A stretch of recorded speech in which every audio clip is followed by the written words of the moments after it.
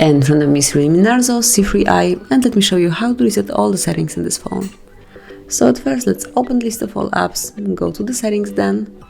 Now locate additional settings and click on reset. Backup and reset right here.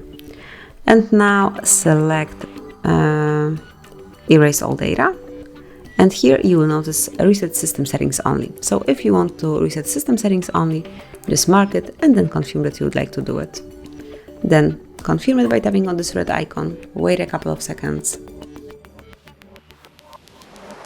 And I believe that's it. As you can see, the brightness has been already decreased. We can go back to previous setup and everything has been reset, so we can customize everything from scratch.